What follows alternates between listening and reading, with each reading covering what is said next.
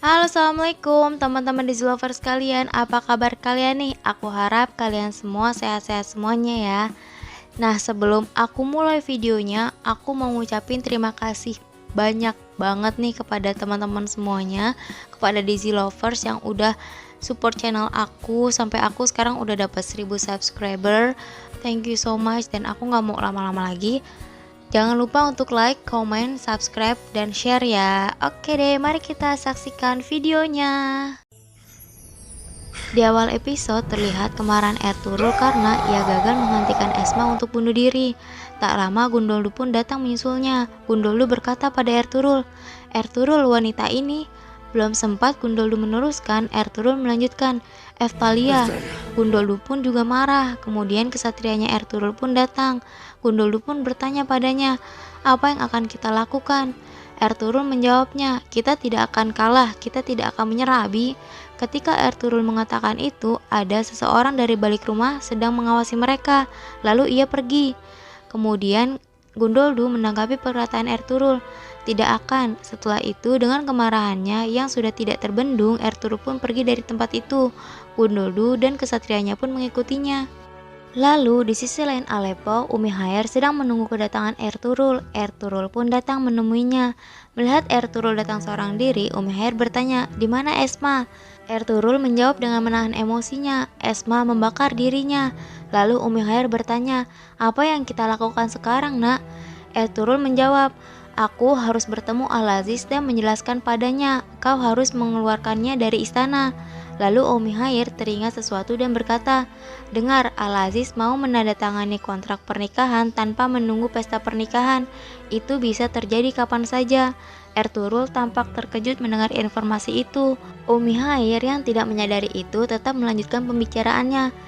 Dan tergantung pada tradisi keluarga Al-Aziz, setelah pesta pernikahan, si pria akan membawa pembelai wanita ke pondok berburu. Al-Aziz hanya akan keluar istana saat itu. Lalu aku bisa membawa kalian berdua, begitulah ideku. Lalu terdengar dari kejauhan seseorang memanggil Ertugrul. Ertugrul pun meminta Umi Hayer untuk pergi meninggalkan tempat itu. Setelah Umi Hayer pergi, ia bertanya dengan lantang, "Siapa kau?" Lalu dengan angkuhnya, Titus menampakkan diri dengan berkata, "Kakak dari Bisol yang telah kau bunuh." Lalu Ertugrul baru menyadari bahwa Titus adalah Abu Hisham. Lalu Titus berkata, "Kenapa kau terkejut?" Lalu tak lama Titus mengeluarkan pedangnya, begitu juga dengan Ertugrul. Titus pun mulai menyerang Ertugrul. Ertugrul pun membalas serangan itu. Akhirnya mereka menyerang satu sama lain.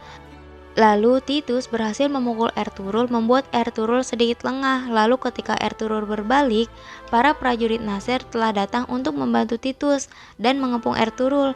Tapi tak disangka-sangka Afsin Bey datang bersama teman-temannya untuk membantu menyelamatkan Ertugrul. Mereka menyerang dengan panah mereka, membuat Titus, Nasir, dan prajuritnya tidak berkutik. Afsin Bey pun melarikan diri bersama dengan Ertugrul. Ketika mereka berhasil bersembunyi, Ertugrul bertanya pada Afsin Bey, "Apa yang terjadi pada Turgut Afsin Bey?" Afsin Bey yang masih tersengal-sengal menjawabnya, "Aku menyusup ke kastil Templar dan melihat Turgut." Ertugrul bertanya lagi, "Dia masih hidup, Afsin Bey?" Afsin Bey menjawabnya, "Untuk saat ini kita hanya bisa berdoa agar dia segera meninggal. Ada beberapa hal yang kau perlu tahu." Tapi Ertugrul bertanya, "Tapi apa, Afsin Bey?" Afsin Bey tidak langsung menjawabnya. Afsin Bey membawa Ertugrul ke tempat persembunyian mereka. Ternyata di sana ada Karatoigar. Ertugrul yang melihat Karatoigar di sana sangat marah dan hendak menyerang Karatoigar, tapi ditahan oleh Afsin Bey. "Ertugrul Bey, jangan, dengarkan dulu." Lalu Ertugrul menuruti perkataan Afsin Bey. Tak lama Gundoldu dan kesatrianya datang. Mereka pun juga terkejut melihat Karatoigar. Gundoldu bertanya pada Ertugrul, "Tunggu dulu, ada apa ini, Ertugrul?" Lalu Ertugrul meminta pada Gundoldu untuk mendengarkan dulu. Lalu Karatoigar pun berkata, "Ini semua bermula ketika kau menyelamatkan Pangeran dan Halimah Sultana. Sebuah kesalahan besar telah kau lakukan, dan harga dari kesalahan itu banyak orang akan mati, rakyat Kai, Seljuk, dan Ayubi." Templar membawa Pangeran Yigit pada Al-Aziz dengan tangan mereka sendiri. Kau tahu kenapa? Karena mereka mau Sultan Al-Aziz menikahi Halimah. Kami ingin mencegah ini. Lalu Ertugrul bertanya, "Apa kepentinganmu di sini?" Karatoigar menjawabnya, "Kita di pihak yang sama, pahami itu." Rencana yang kami susun untuk menghentikan permainan Templar telah kalian hancurkan karena kalian Al-Aziz bertemu dengan Halimah Sultan dan ingin menikahinya.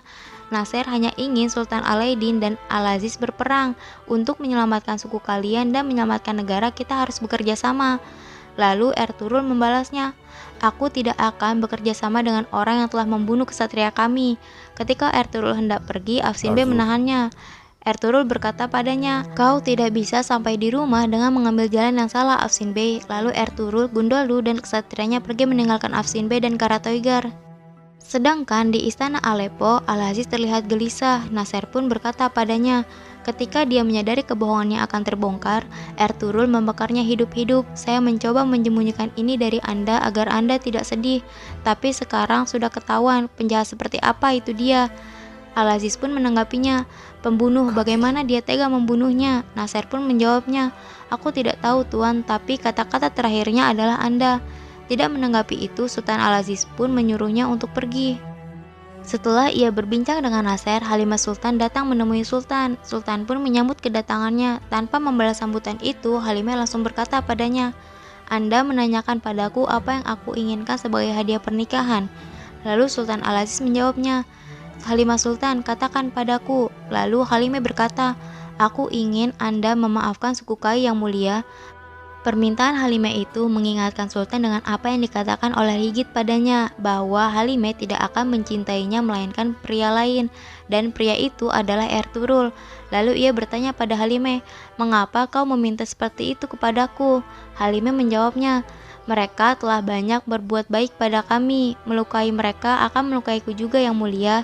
Tidak menunjukkan rasa sakit hatinya dengan apa yang dikatakan Halimah, Sultan Al-Aziz berkata, baiklah, apapun yang kau inginkan Halimah Sultanah, aku juga tidak ingin menumpahkan darah kaum muslim. Aku akan menunjukkan kepada mereka lebih dari sekedar kemurahan hati.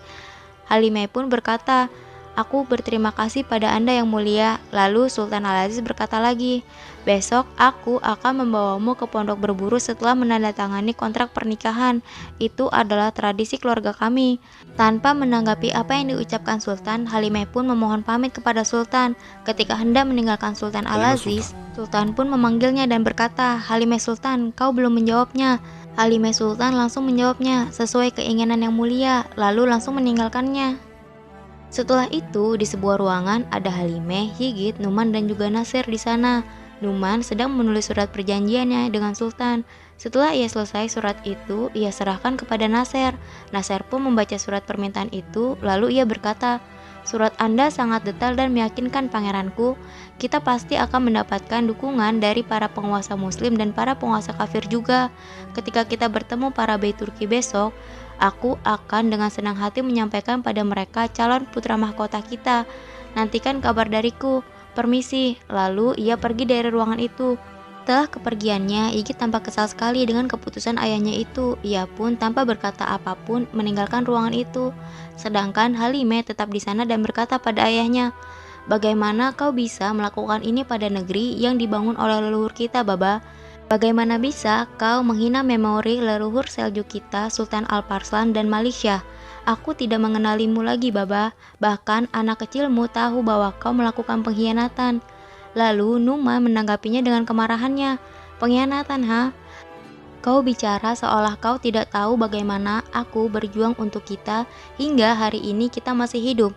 Sekarang kau lupa semuanya dan tanpa malu kau mau menghakimiku. Lalu ia meninggikan suaranya dan berkata, sudah cukup, kau mengerti. Mulai sekarang aku akan mengambil apa yang akan menjadi milikku. Lalu Halimah dengan tatapan penuh kecewa, ia pun menjawabnya, sementara kita dikejar-kejar oleh pembunuh dan negeri-negeri yang ingin memanfaatkanmu, aku melihat ayahku adalah seorang pahlawan. Kau menerjang rintangan untuk menjaga kami dan negeri kita, tapi sekarang kau bertingkah seperti pengecut yang menyedihkan.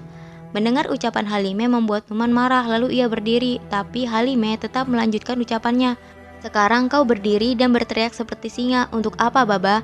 Betapa memalukannya, Baba. Lalu ia pergi meninggalkan Numan seorang diri. Lalu di sebuah ruangan, Sultan bersama prajuritnya sedang membicarakan rencana peperangan. Ketika itu, Higit datang ke ruangan itu, lalu Sultan mempersilakannya masuk. Higit pun masuk ke ruangan itu, lalu Sultan berkata, kau tampak sedih, jika kau mau cerita, mungkin aku bisa membantu. Lalu Yigit dengan kecerdikannya, ia berusaha untuk mendapatkan informasi yang direncanakan dari Sultan dengan berkata, "Jika ayahku mendapatkan kembali haknya dan menjadi Sultan, itu karena bantuanmu, aku akan jadi pewaris tunggal. Lalu mengapa aku tidak di samping para Tukman yang ingin mendukung kita?" Lalu Sultan menjawabnya, "Besok aku akan membawamu dan mempertemukanmu dengan mereka di karavan Salahuddin Ayyubi. Tapi untuk Turkman yang mendukung ayahmu, kita harus meyakinkan mereka dulu. Artinya, kau harus sabar, pangeran." Lalu di kamar Layla, Halimet tampak sedih setelah pembicaraan dengan ayahnya. Dan dengan tergesa-gesa, Yigit masuk ke dalam kamar Layla dengan berkata, "Aku punya berita, kita harus segera memberitahu Ertugrul Abi. Nasser berencana memulai sebuah perang dengan memanfaatkan orang Turkman. Mereka akan menyambutnya dengan karavan Salahuddin Ayyubi." Umi Hair, Layla, dan juga Halimet tampak khawatir dengan berita itu. Keesokan harinya, Umi Hair dan Layla datang ke sebuah toko untuk bertemu dengan Ertugrul. Karena banyaknya pengawal, Ertugrul pun menyamar. Ketika hendak masuk ke dalam toko, ia ditahan oleh seorang prajurit. Lalu pemilik toko menghampiri Ertugrul dan berkata pada prajurit itu, "Dia pelayanku yang paling pemberani, biarkan dia masuk." Setelah masuk ke dalam toko, Layla pun segera menyampaikan informasinya kepada Ertugrul dan berkata, "Yigit membawa informasi ini." Ertugrul bertanya padanya, "Informasi apa yang kau punya?" Layla menjawabnya, "Nasser, dia akan bertemu suku-suku Oghuz. Dia ingin Tukman bersatu di pihak Pangeran Numan dan melakukan pemberontakan pada Sultan Seljuk." Ertugrul menahan emosinya setelah mendengar informasi itu, lalu ia bertanya, "Di mana akan dilakukan?" Layla menjawabnya, "Karavan Salahuddin." Lalu Ertugrul berkata, "Aku harus ke sana." Layla yang memiliki perasaan kepada Ertugrul dengan gugup ia berusaha menahannya dan berkata, Itu sangat berbahaya, Ertugrul Bey." Lalu Ertugrul menanggapinya, "Kita harus mengagalkan rencana ini, tidak ada pilihan lain." Apakah rencana Ertugrul untuk menghentikan rencana Nasser berhasil? Mari kita saksikan di video selanjutnya. Ya, gimana guys videonya? Aku harap kalian suka ya sama videonya. Oke, tapi jangan lupa untuk like, komen, dan subscribe ya. Thank you. Wassalamualaikum.